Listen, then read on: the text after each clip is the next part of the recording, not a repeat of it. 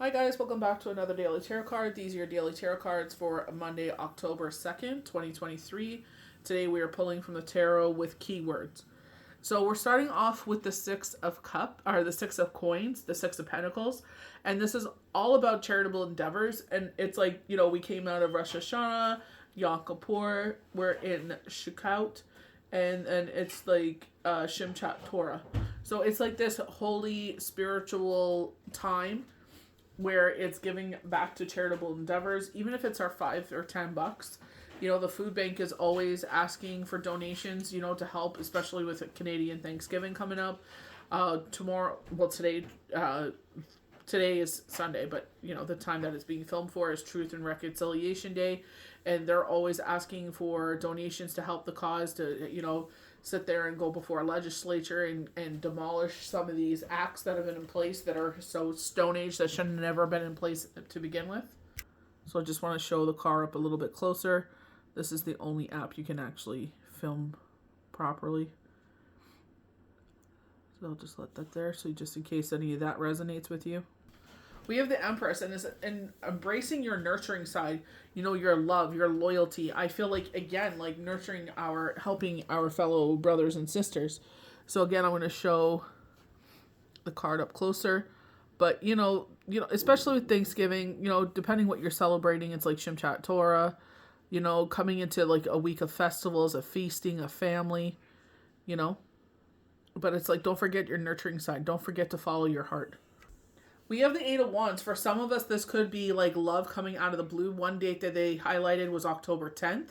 I was doing devotion earlier, so I took a look at that before filming, and it was October 10th. So it's just like, be mindful of these dates coming forward, things coming out of the blue. But I feel like it's in a loving, beneficial way. We did have the supermoon in Aries, but change, sudden action, manifestations. I feel like the biggest thing with the Eight of Wands is manifestations. I feel like it's like changing the way that we manifest. Like there's this really intelligent, intellectual woman that I followed off of TikTok, and she's talking about how, like, especially if you're with the higher self, and it's like asking our past loved ones, asking our ancestors, asking our guardian angels to assist us in our manifestations. And I'm just like, that makes a lot of sense, because it's like they're always watching over us. They love us. That love never transforms or changes. It becomes even deeper a bond, because you're not able to like hold each other's hands and hug like you used to. So it's just like, when you come into that kind of energy, it makes sense to actually utilize them and change the way we manifest and be very crystal clear. You don't always say with no harm to none. And so it is, because you don't want to use verbiage where someone can get harmed for those things to come into your life. So, just changing that verbiage. I feel like with the Four of Wands, we're coming into this time of rest. If you're like myself, where, you have to cut the grass and all that good stuff, it's like now you're finding some rest and rejuvenation.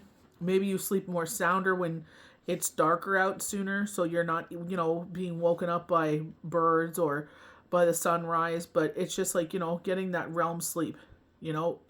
I feel like utilize this time wisely, where you're able to get things done. So my children are, getting to the age where they're just like, they've outgrown things. So it's like, let someone else bring life into those things. So we're going through those things. Garbage day is coming up, so it's just like, sit there, whatever's broken that no one can breathe love back into, let's just, get rid of. It's just it's also bringing in feng shui into the house, because it's like, it's easier to look at things when they're in organized manner. Just depends who you are. But with me, if something like really sticks out and stands out, it's like, okay, I need to get that taken care of, because it's just bothering me. Like, the carpet needs to be vacuumed or something like that. It's just like that. It bothers me until I do it. We go into the Six of Wands, and I feel like this is where they're saying, like, never give up.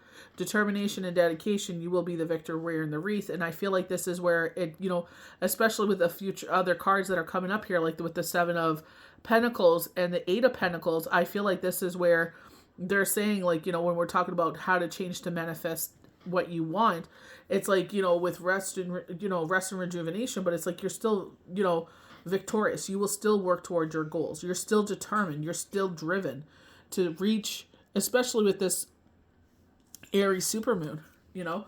I love the fact that the the 6 of Wands was facing towards the 4 of Wands. And one of the things we're talking about celebration here, but with Thanksgiving, also Truth and Reconciliation Day, celebrating the fact that, we're no longer ignorant and blind to these facts. But I feel like it's like working towards a home. It could be working towards a relationship, engagement. We're talking about something out of the blue there. So engagement, marriages, talking about buying a home, building a home, talking about how we're trying to bring these things into our life, maybe going on vacation. So maybe like a dream vacation you put on your vision board. That was something they had mentioned for myself when it was Yom Kippur in Rosh Hashanah. It's like, you should work on your vision board, because it is, how we celebrate it. It's like, sitting there and bringing that in, like, we follow that where with our celebrations, it's like, I should have my vision board up and working on it. It's always a work in progress for me. But we have the 7 of Pentacles, and this is where I feel like, seedlings, we're planting seedlings, or you've had planted these seedlings. And this is where you're seeing the 8 of coins here, where like more light is on you. You're being more into a spotlight.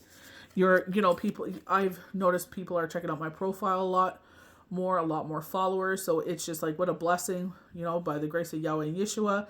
It's like, sometimes you are posting and stuff like that. Like I just reached out to one app and I'm like, what's going on here? You basically celebrated me in one breath, and the other breath, it's like nothing. It's like, what the heck happened? It's like, if this is what's going to happen every time you post this, don't post it.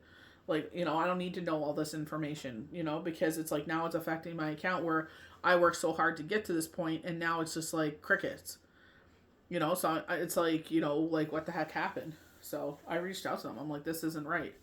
Like, I worked so hard to get an audience. I had an audience, and now it's crickets again, like, what the heck happened, so it's like, with determination and dedication, you will get to where you want in life. I want to become a full-time healer. Reiki may play into part into that. I'm not sure. We'll see how that goes. But it's just like, I feel like you can always have room to build your wheelhouse. And, knowledge is power. And you're never too old or too young. Or whoever you learn from. It's like, always be open to those blessings, to that information, to those downloads. But I definitely feel like when they were talking about fire, they were like embracing who you are and realizing your value, and not taking or allowing people to come in and just take what they want anymore. Setting up boundaries where it's just like, you love and respect yourself because you know who you are. When you're being told something your whole life, it's like, that's what you see yourself. And when you actually are being shown who you are, and it's like, well, then why am I allowing for this treatment if that's who I am?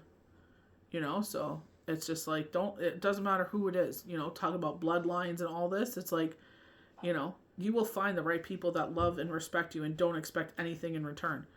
You don't have to move mountains for people for them to be in your life. If you have to move mountains for them, or have to sacrifice your own well-being and your happiness, then it's like, that's something you don't need to have in your life.